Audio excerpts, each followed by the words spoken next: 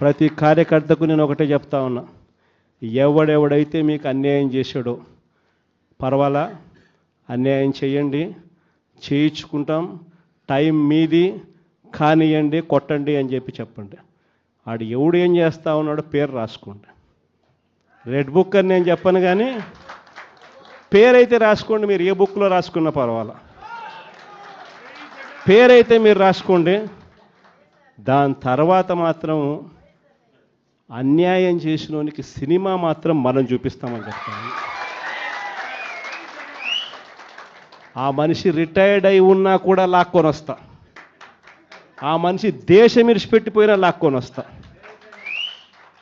ఎవరిని వదిలిపెట్టేది ఉండదు.